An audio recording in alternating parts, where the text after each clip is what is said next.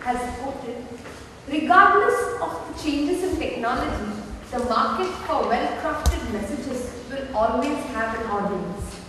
Communication is indeed an art.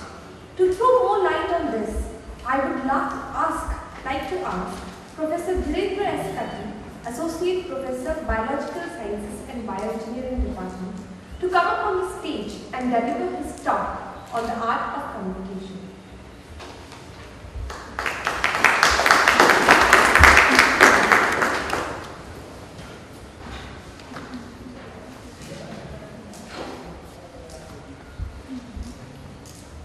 Good evening. Good evening. At the outset,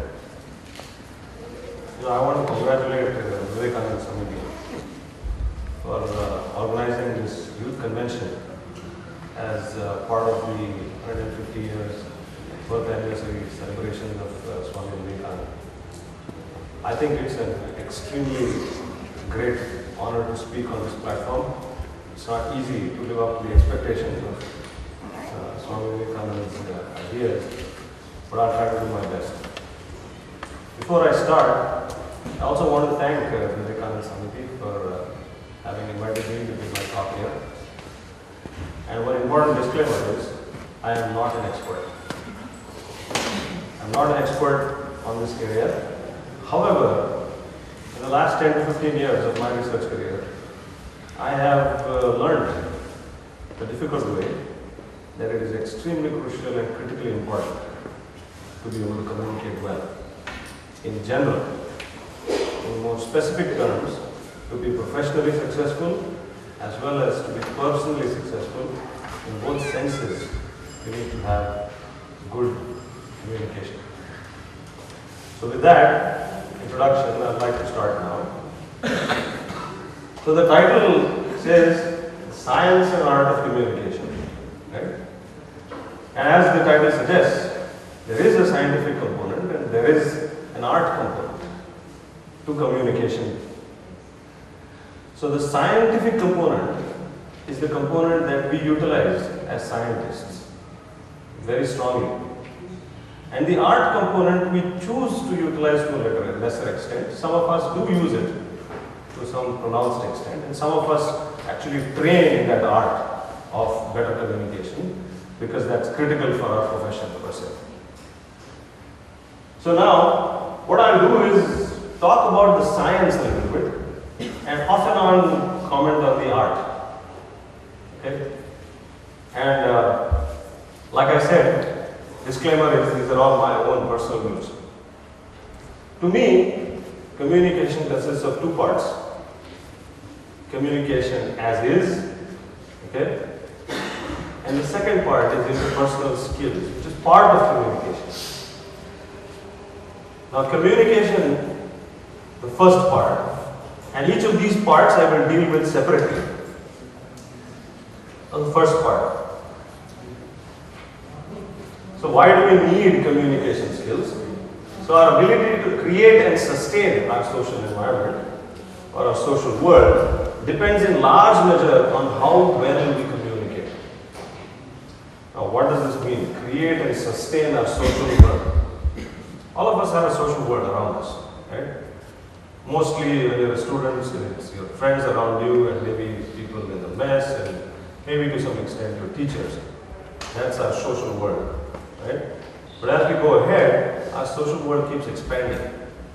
And soon you realize that the number of people you know and you have to keep in touch with is so large that your social world actually becomes a burden on you.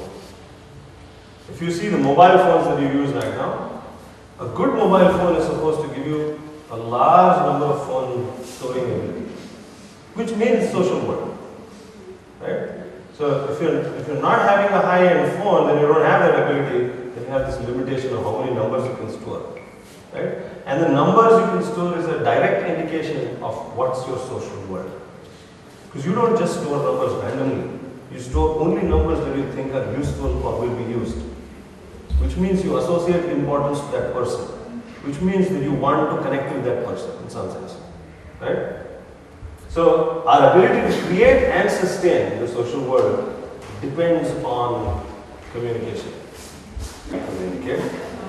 These are some of the more important ones. Our affiliation to an organization forces us to communicate. We have no option but to communicate. For example, I am affiliated to IIT Kanpur. My affiliation automatically means I am a professor, automatically means I am involved in teaching, automatically means I should know how to stand on a platform and talk and make sense or deliver whatever I need to deliver in terms of ideas and concepts effectively. It also automatically means that I should be able to do research. I should be able to write a research paper and communicate that to a standard international journal and have it accepted, which means I need to write well. So this is all given with my affiliation. I have an affiliation and this comes along with it. This is baggage. I have no option but to do these, right? And then there can be a support. That means you do communicate because you need that support. If you don't have that support, you start having discomfort. Social relaxation. I think everybody does that, with no exception. Right? Man is a social animal. So therefore, you're going to have the need to socialize. And many of us actually like to socialize, especially with people whom we think we get along well. Right? There is nothing, no compensation to the fun associated with having a cup of tea or coffee with a close friend discussing something in the day and just laughing over it. There is no compensation you can associate with that. Right? I would pay any price to have that fun. This is social relaxation, and that social relaxation is via communication.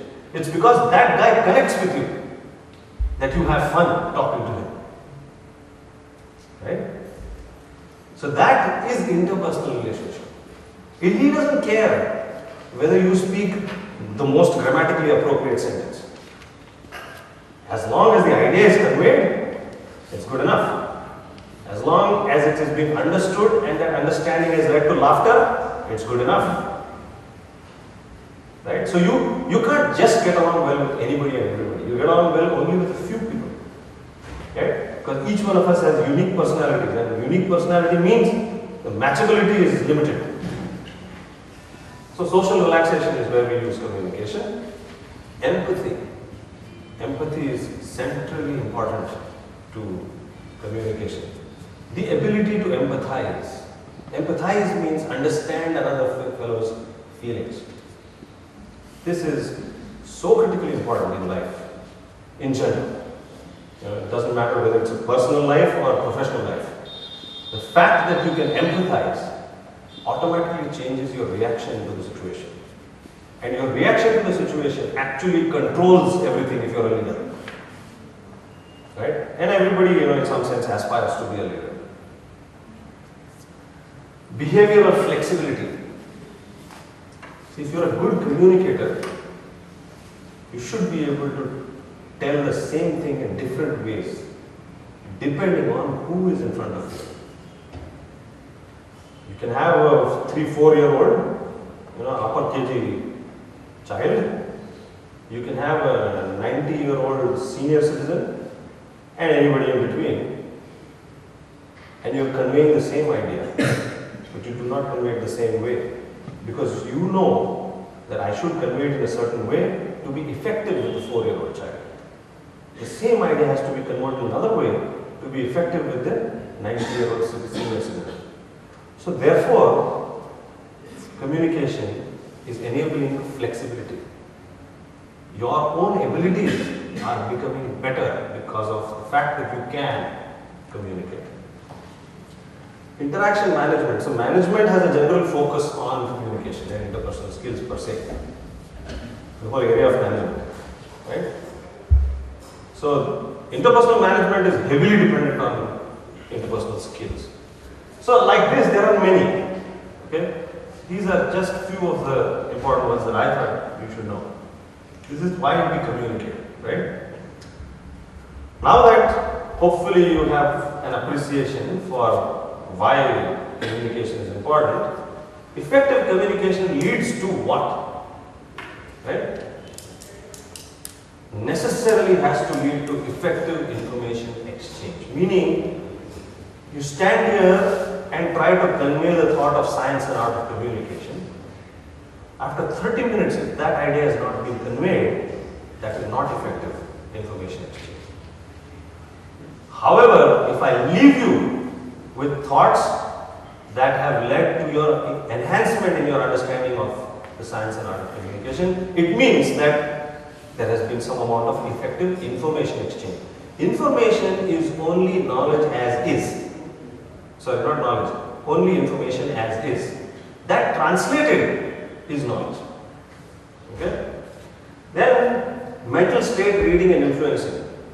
If you are really good at communication, you can actually empathize. As a consequence, you are doing mental state reading. Empathizing is nothing but, if I understand your feelings, what I mean is I can read your mental states. Right? Now, by virtue of that, I can influence you. If I am a well-wisher, I will do it positively. I will influence you positively. If God forbid, if you are not in a not so good situation, then I will influence you such that you get out of it. Okay? And if you are in a very good situation, then of course nobody asks for that. Situation management in general. Okay, we can have situations at home. There's a small, Cold War going on between X and Y, whoever it is. Okay? You can fight with your sister, your brother. You can have a little bit of a difference of opinion with your mother, father. And this is a personal situation. Then you have to get to situation management via communication. Oftentimes in personal relationships, you might have noticed, it heavily matters on what you utter. Because in personal relationships, nobody cares whether you are the CEO of a company or whether you are, the director of an organization. For that environment, you're just another person with this particular relationship. That's about it. If you are the son, you are a son. You may be the president of India, but you are a son. So therefore, in personal, professional designation is meaningless. Right? And therein, you are the person, and then you have to resort to situation management. This is just, in professional, situation management has heavy impact. Oftentimes, situation management and salvaging out of especially adverse circumstances is actually considered as a major professional skill. And they refer to it as crisis management. So, situation management. At least I could think of at least 3 main important things that effective communication can lead to. Okay? And then this is, if I have not been convincing enough, then this is just additional support that I have taken from New York Times. So, a recent survey by Beta Research Corporation on behalf of New York Times asked several hundred hiring managers to make the most important behaviors that job seekers should demonstrate during an interview. So, if you go for an interview, what is it that the job seeker is looking for? They're looking for these 2 things: effective communication skills and confidence in their abilities. Topped the manager's list. So, it is not sufficient. Let's say you're a techie in your own jargon. Right? You're a technological person. You know science and engineering, medicine, law, business.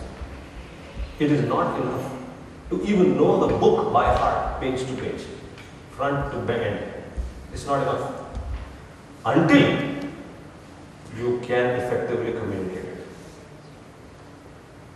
Okay? Until that happens, that information, effective information transfer is not going to take you far. So you have to have effective communication skills, and you have to have confidence in your abilities. Now, confidence is one quality that Swami Vivekananda has championed a lot. And if you see this, I was looking at this. You stand up and be bold, be strong. This is nothing but confidence. If you don't have confidence in thought, okay, the confidence is where? In the thought, in the mind. You can never stand up, be bold and be strong. The confidence is elsewhere, it's in the mind, right?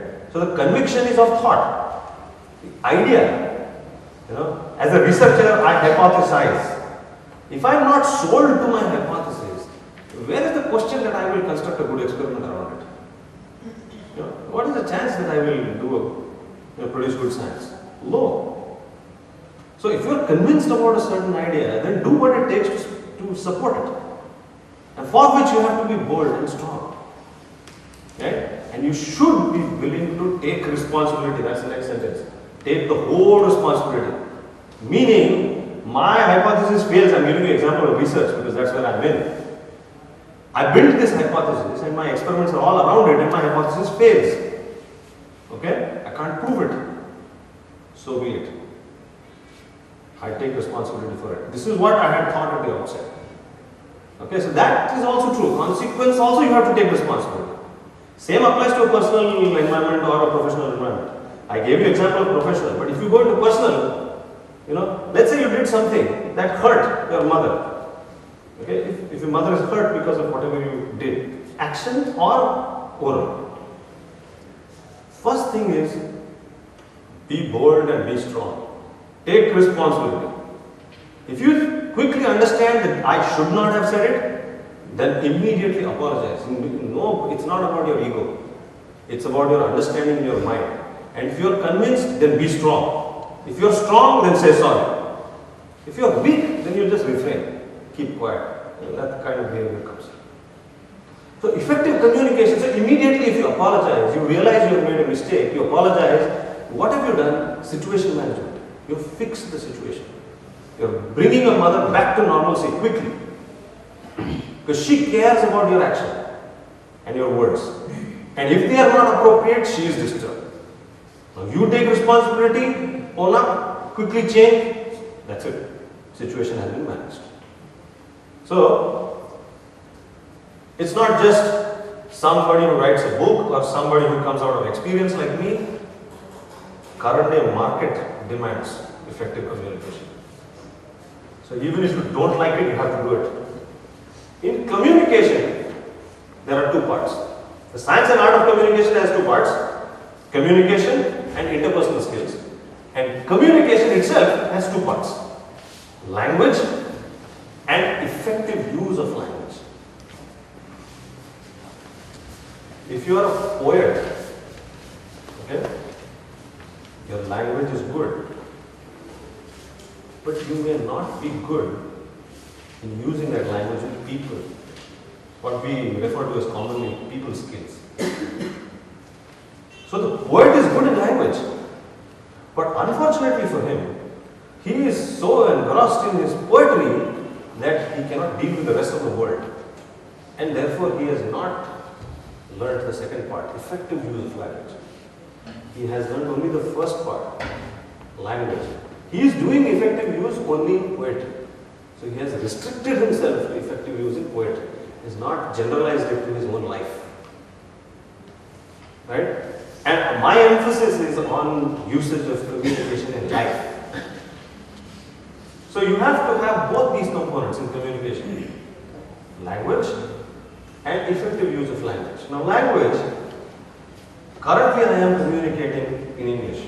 You ask me to communicate in Hindi, I'll do a so-so job, I'm not that great. You ask me to change some language here and there, I don't think I can do a great job. Not that I'm doing a great job in English, but this is the language in which I am comfortable.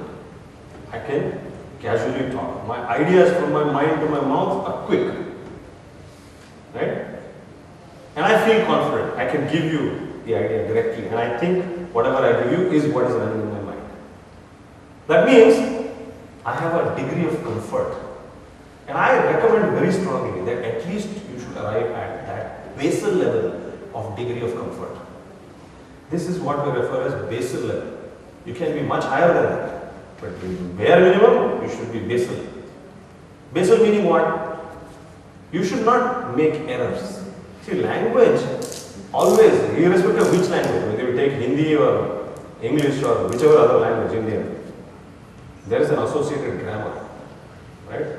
And the effectiveness in the language comes with proper, appropriate grammar.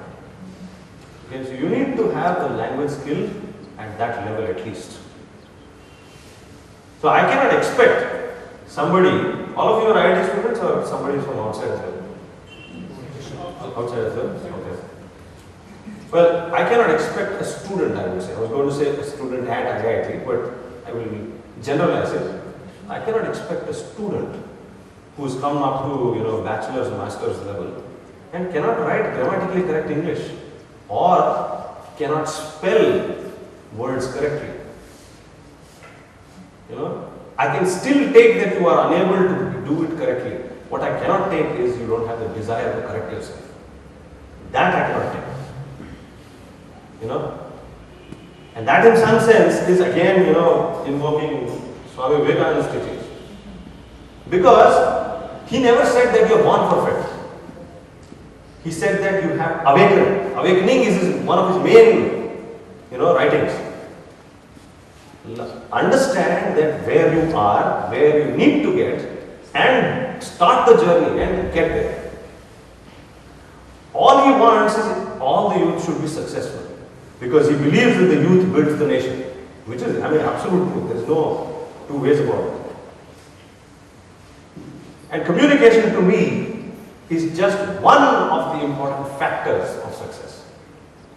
Interpersonal skill and language put together. Communication and interpersonal skills. So language. Now language is something that we don't really pay as much emphasis as some of the Western worlds do. Okay? Western part of the world. So we have oral, written and non-verbal. Let me get to each one of these. Now language is taught in school. Okay? After that, pretty much language is given lesser attention. Okay? Now in language we have oral and we have written. Right? If you notice, at a very young age, we promote oral. And as the child gets older, we start alphabets, then we get on to words, then we get on to small sentences, large sentences, then grammar, then passages, etc. Right? So you gradually go from 1st standard to 10th standard and you kind of are expected to generate a certain degree of command on language. Right? Now language, oftentimes it depends heavily on where you have been schooling.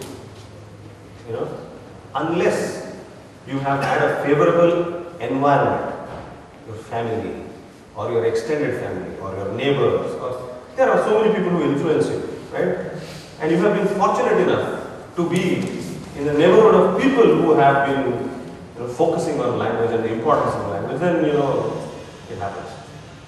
Or if you have been fortunate to go to a school where language is given enough importance. But unfortunately, if neither has happened, then what do you do? Okay, then the first thing is realize that language is important. Okay? The next thing is, now even if you today, let's say today for the first time in your life, you have realized that it's important for me to have good language skills, English skills. Okay? English, by the way, is not anymore a foreign language in India. Have you told me this 50 years ago, I would have said yes. Or more than 50 years. Not anymore. English is the most well accepted international language. So you can't tell me, I am a nationalist and I am with you on that. I am a nationalist, otherwise I wouldn't have been here. Right? We all had very lucrative careers in the United States, we could just remain there. We become wealthy people. Right? One of the motivations to come back to India is to do service here in India. Now, we have no disregard for nation. We are proud of everything. We are proud of Hindi as a language. Right? And I am so glad that I came and took up a job in IIT Kanpur because I was forced to learn good Hindi and now I can speak Hindi to some extent. So I thank my stars for that. But coming back to you guys, even if you are good at Hindi, I have realized one more thing. Most of our Hindi speaking people are not good in Hindi. You ask them to come and talk here for 30-40 minutes, 1 hour, extempore in Hindi, They will make mistakes. They will make grammatical mistakes. You ask them to write in Hindi, they will make spelling mistakes. And handwriting, of course, is not that great. So, see, disassociating importance to language is what I am trying to get at. Somehow, mentally, it has been subscribed. Technical education is the most important, but you are forgetting everything is relying on this heavy, strong basement of language. It doesn't matter. You may be in medicine, you may be in engineering, you may be in business, law, irrespective of discipline. If your communication is not good, one of your strong arms is weak. Supposedly strong arms is weak. So you need to have both oral and written. It is not enough to have one. Either, it's not either or. It is both and, one and the other. Oral and written. And then there is this component of non-verbal in communication. Here it says audience awareness, personal presentation, body language, etc. See, when I talk, sometimes, just by virtue of the way I am talking, you will quickly understand I am emphasizing a certain point. Okay? My modulation, my voice goes up, goes down. Which means that in some way it is allowing for this kind of non-verbal. The word is not important. The pitch, the loudness, emphaticness, that is non-verbal. And language, body language, I am showing my hands, this and that. This is all trying to be using effectively non-verbal communication skills. There are three components and all the three have to be honed. Honed meaning have to be continuously improved. Nobody is perfect in language. Language is something that unless continuously practiced cannot be sharpened. You have to continuously practice to speak, continuously practice to write. Only then will the oral and written get better. Okay? And I can tell you this much, it is never late to start. I can tell you a quick, small 1-minute story. One of my fellow PhD classmates, when I was doing my PhD, actually started his English only then, at that point in time. Okay? Without disclosing the name, he came from remote Orissa. Okay? And in remote Orissa, you don't even have a proper school. But this guy was so brilliant that any concept, anything he listens to in class and a little bit of book reading, and he just excels. But unfortunately for him, his school environment was so poor, he had nothing else but Orissa, Odia. And so he was good at Odia, and that's about it. He didn't even know Hindi properly. This man is currently a professor in an American university. Okay? Only trying to convey the message to you that it doesn't matter if you start late in life. As a PhD student, if he can do it, all of us can do it. Okay, he started that late. He was already 24 when he started. And remember, he started from scratch. All he knew was alphabets and construction of words, not even sentences. So we're talking about second standard level English. And a crash course from there till first year PhD in a few years' time. Okay, so it's never late. Today, start from today. The second part is on interpersonal skills. This part is also just as important as the first part. Relations arising from and issues relating to people interacting with one another. Man is a social animal. Reiteration. Man is a social animal, meaning we are going to interact with fellow human beings. Right? I don't want to talk about preferences. You may have preferences. You like this person, you don't like that person, you want to talk to that person, you cannot talk to that person, whatever. But the point is, you have to communicate. Right? If you don't communicate, leave alone effectively, if you don't communicate, the least that can happen is you can hurt yourself. That's the least. So it is in your own interest that you learn to communicate, and if you can communicate effectively, then you are doing nothing but service to yourself. So all of us need to communicate, and improving interpersonal relationships begins by acquiring the ability to know the impact of one's behavior on others and that of others' behavior on self. For which you need to be at a slightly higher level of realization. This again is part of Swami Vivekananda's teachings. Realization, self-realization. Okay? What I do, I normally don't observe myself. I do out of fixed ideas in my mind that I'm convinced about. So I do. Right? But sometimes I should keep myself here and step aside and look at myself. What am I doing? Okay? And am I doing the right thing for this audience in front of me? If yes, then go back and continue doing it. If no, then what am I not doing correctly? Rectify it and then do that next time. This is self-analysis, kind of. The ability to know the impact of one's behavior on others and the impact of others' behavior on oneself. So knowingly, I cannot put myself into circumstances that are going to be uncomfortable. You know, if I don't like X, but X is very powerful, very strong, very aggressive, then knowingly I don't go and sit next to X and create circumstances that are uncomfortable. Right? This is knowing others' behavior on self.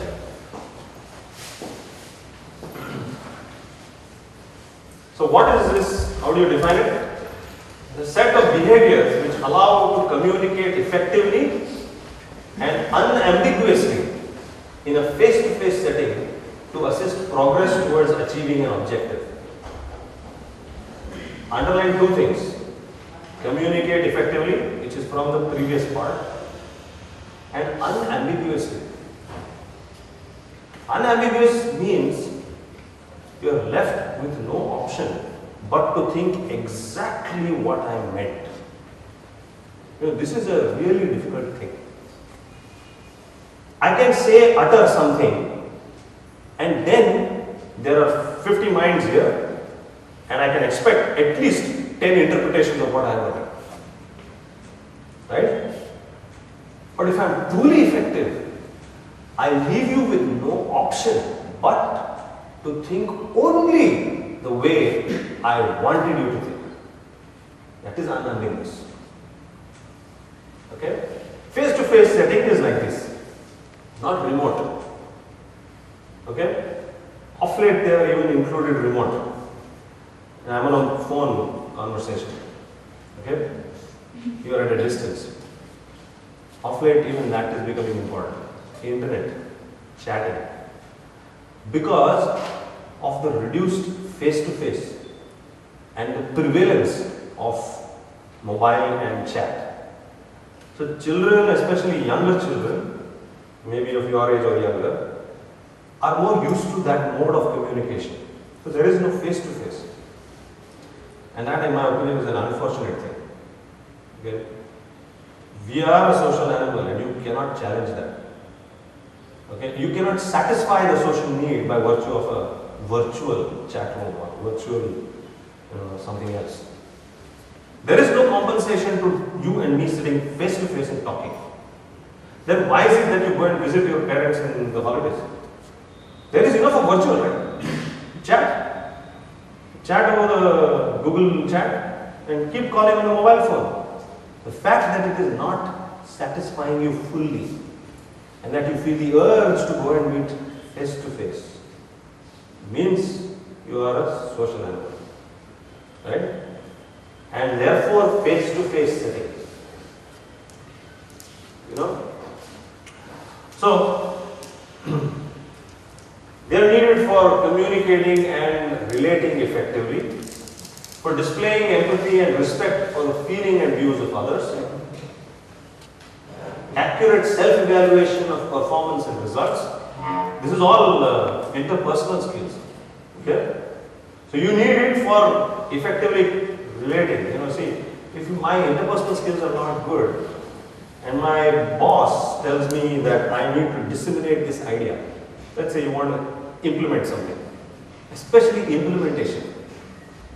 Okay? I want to implement something and all the 30 of you should do it. If my interpersonal skills are not good with each one of you, I may have difficulty in the implementation. So relating effectively, and of course respect and feeling for the views of others. This is part of an attitude that he has always promoted. Regard, respect, okay, and feelings for the views of others.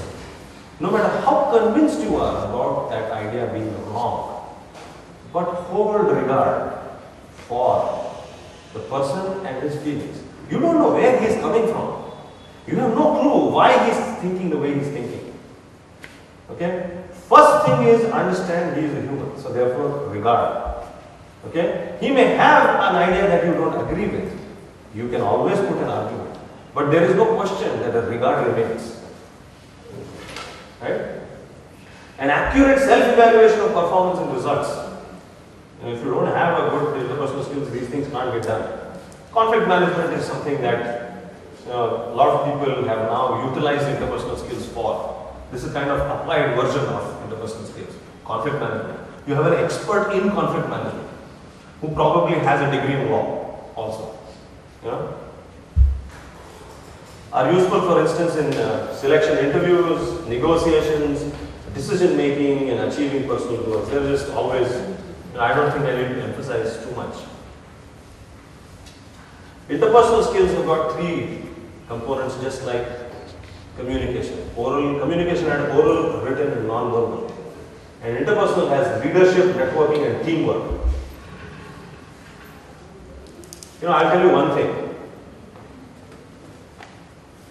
One of the most critically important understandings is the fact that an objective is higher than the self. In an organization or in a setting where you have an organization or teamwork going on, the goal is always higher than the self. The goal is higher. The self cannot be higher. The moment the self becomes higher, then what has happened is ego has come in. Okay, that's one critically important factor which I don't see being recognized very well. Somehow it is, I can do it better. Well, you may be able to do it better, but the important point is that job getting done is more important than you can do it better. Okay? And not the fact that you can do it better. Yeah, sure you can do it better. Fine, I even agree with you. But how about the fact that it needs to get done? Right? So, leadership, interpersonal skills, leadership is an absolute must. If you ever plan to become a leader, no matter where. See, you don't have to become a leader meaning politically lead a country. You can be a leader in science. You can be a leader in a community. You can be a leader for whatever reason, right? You can be leaders of a different type. And all of them demand good interpersonal skills.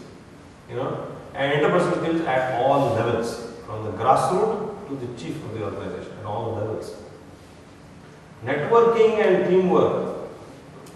Teamwork we kind of encourage a lot in at least IIT Kanpur. A large number of courses actually have projects that involve teamwork. So somehow along the way you get trained for it.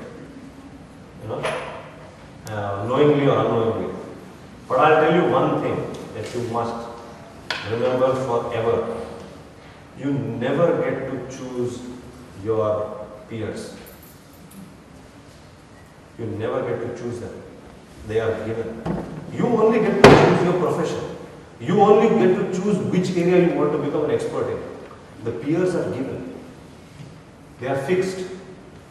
So you never get to choose them. If you try to make an argument that, well, based on peers I'm going to choose a profession, that's not a valid argument. So you never get to choose your colleagues in a professional environment. You get admission into IIT K, whoever else got admission were there. Those are your batchmates, they are given. You never thought should have a choice in that regard. Right? Then I'll collect only my good friends and we will all have fun, educate together. That never happens. Unfortunately, this is the truth of life. You never get to choose your colleagues, you never get to choose your peers. Under rare circumstances, you may be able to choose one. If you are the chief of the organization, you can choose. Right? So therefore, it goes without saying, you have to learn to network and teamwork with people whom you may not necessarily get along well with. See, at that point of time, let's say you, me, he and she are in one team. Okay? I completely dislike she. Okay? And he completely likes she. Okay? And I just don't like the fact that he likes she. Now you see, 4 of us are there. Okay? And we have all kinds of problems in our interpersonal relationships. And when the boss comes and says, this is the goal. Now, don't you think if 4 of us were getting along really well, that goal would have been achieved in a better way than the current circumstance? Right? It's a no-brainer. You don't need intelligence for this.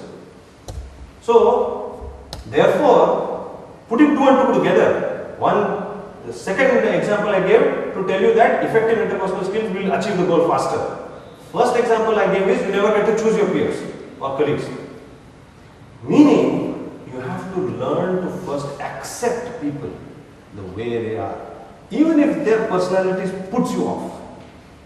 You change yourself. You understand that such people exist. You accept them as part of your organization and you learn to work effectively with them. They are not the problem. You are the problem because you are the one who is not accepting them. So therefore, if you want to really work effectively in teamwork, etc., you have to have good interpersonal skills, just a given. And there is almost no organization in academia, industry, doesn't matter where, that I know of, where teamwork is not needed. And wherever teamwork fails, you are always compromising on the quality of the objective. And that's where you see that a certain degree of excellence is not achieved.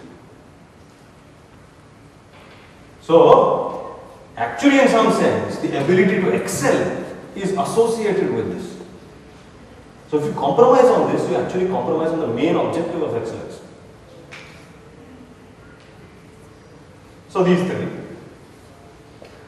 Now this is just an example, which I think I'll just skip. I had some 2-3 examples. Maybe one of them I'll read this one. It's a long story, I'll read it from here. So Manav has volunteered to tutor a small group of students from the local high school in 10th standard maths. While the maths is really quite easy, one kid isn't very enthusiastic about doing extra maths. And the other 2 kids are keen, but they are struggling to keep up. Okay, so one is intelligent but not interested. 2 are keenly interested but not intelligent. Mentoring the students proved to be more than just teaching the math skills. Manav has to translate the language of maths into something more relevant to his students, and he has to keep fine-tuning his expectations to fit with the group's progress.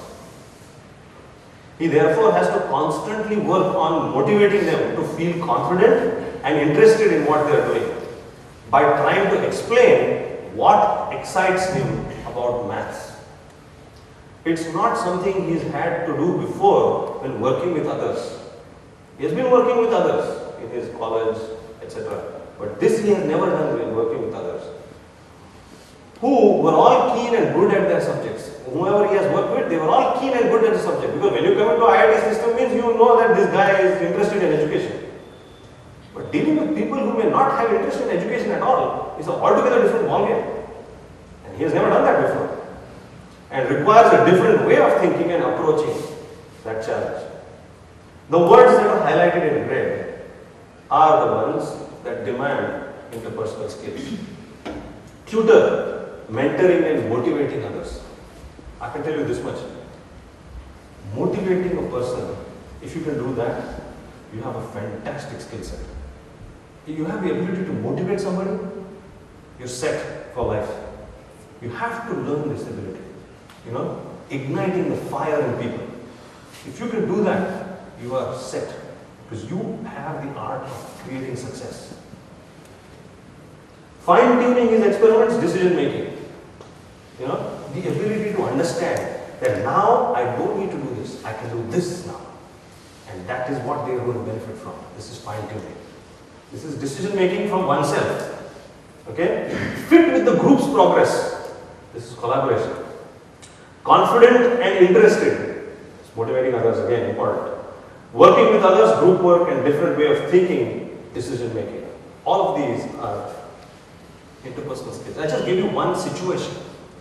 You know, because Vivekananda Samiti and some of the other members also, you know, they serve in trying to help the local community, in trying to, you know, help them with education. This is a very relevant example. What does the applicability of interpersonal skills have? Analyzing the situation for setting realistic objectives, realistic underline. Don't set unrealistic goals, even in your own life. You know, if you're at CPI 6, first aim for 6.5 and 7. I'm not saying low aim is a crime, I agree with that. But unrealistic is going to 10 next semester. It's not going to happen. You go all A's, you still are not going to touch 10. 10 should be your realistic long-term goal. Short-term goal is 7 point whatever, 2 if you get all 4 A's. Realistic, you have to be realistic, especially with your own self. You can't be unrealistic. And people may have any kind of expectation out of me. But I can't alter my whole life because of that. I have my own abilities and I have everything that I am confident about myself. Okay, so I need to do what is good for me. Right? Charity begins at home. So establishing objectives in turn provides a context in which to make choices about how best to behave. You know, setting goals was the previous lecture. Establishing objectives is something like that. You have to have, you know, the right context. It's your life. You know, deal with it. You can't be so overburdened with your father, mother, brother, uncle. Sure, they can have an opinion. But whose life is it? It's my life. If it's my life, I'm happy to hear from father, mother, brother, sister, uncle, aunt, and all people who have more experience in life. No problems. But finally, the buck stops at you. Meaning, it's your decision. You need to take responsibility. You can't tell me, my uncle is a very famous clinician and, you know, he has 20 years of experience as a surgeon. And he told me, beta, you have to do surgery. So I did surgery. And you see, I mean, you know, and then finish surgery and then realize that, well, you know, actually I wanted to be a psychologist. I mean, what a disappointment for an intelligent man. Ability-wise, you are bestowed to take on anything. Even what you are not interested, you qualified for. The least service you can do to yourself is understand what you like and pursue it. That is the least you can do. The worst you can do is forcibly do things that you don't like. You know? And I think that all of you are smart enough to understand what you like and therefore pursue that. And not pursue it with passion.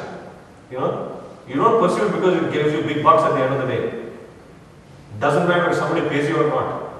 It's your passion. You just love to do it. That's it. Period. Full stop. The end. If somebody pays you for it, you're on a paid vacation. That's what it is.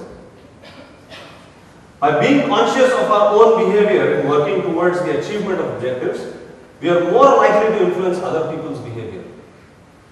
Meaning that the more conscious you are of yourself, the more influential you actually become.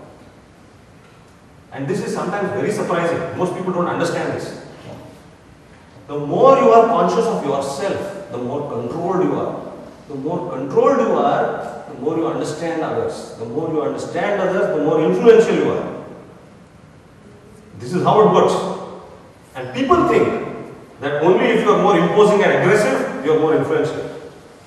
Sorry, that is incorrect. You can be silent and completely influential. You have to be in control of the situation. That is what is influence. People are watching them, nobody is dumb. I see that you are doing the job correctly, I notice. You don't have to come and tell me, I am doing the job great. Follow me. Even if you don't say that, if you have set the example, if I am sharp and intelligent, I will not reinvent the wheel, I will just do what you have done. Or I will approach you and tell you, just tell me how to do this. So, by being conscious of your own behavior and working towards the achievements of objectives, we are more likely to influence other people's behavior. Not that your objective is to influence others. Your objective is to be successful. Right? And for being successful, influencing others can be a part at a later stage in life. First, yourself, improve yourself. Constant monitoring will provide the feedback we need to make situation-dependent adjustments, and that is what I refer to as reflecting on the self. This again has philosophical connotations, which is Swami Vivekananda's teachings. It is very difficult to constantly monitor yourself. People who keep a diary and write about what they did the same day every day, like they show in the movies, are people who reflect on themselves. And it actually gives them an opportunity to correct themselves. Useful dimensions of interpersonal skills: initiating relationships.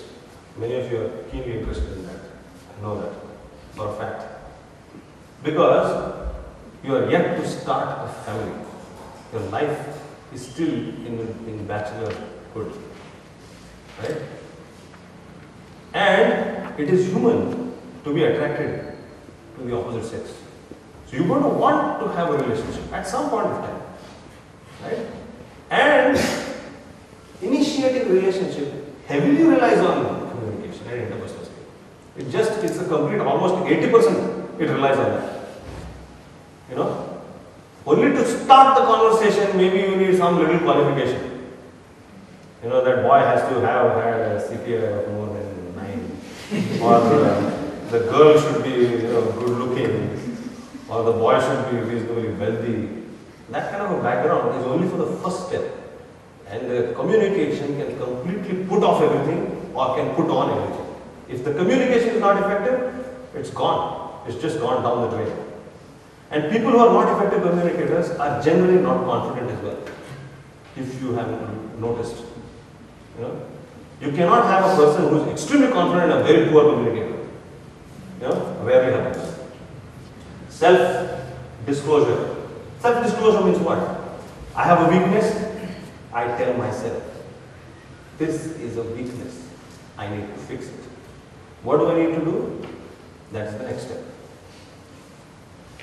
Providing emotional support can be an issue in interpersonal skills. Asserting displeasure with others' action.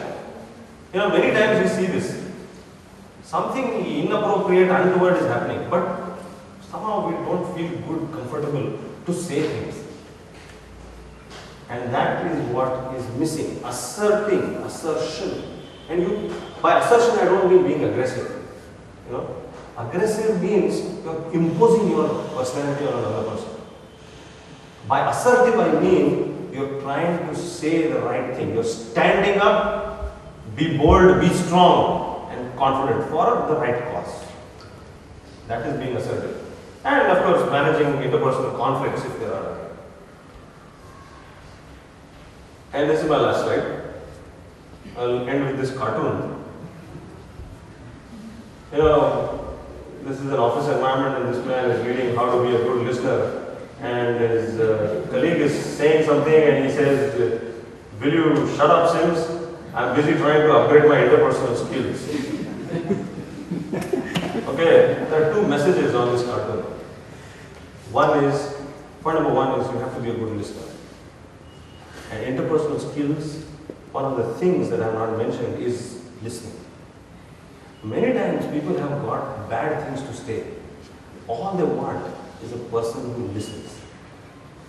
And if you can do that, you are doing service to mankind.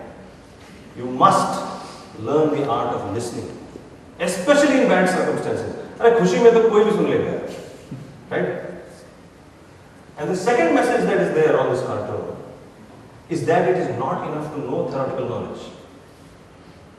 You will still behave the same way. There is no use. You have to be putting it to practice. Whatever I have said is meaningless if it remains in theory. It has to be put to practice in real life every day. And only if you practice every day with an incremental improvement every day, after months and years will you become anywhere close to perfect. So with that, I'd like to close and thank you all for your attention.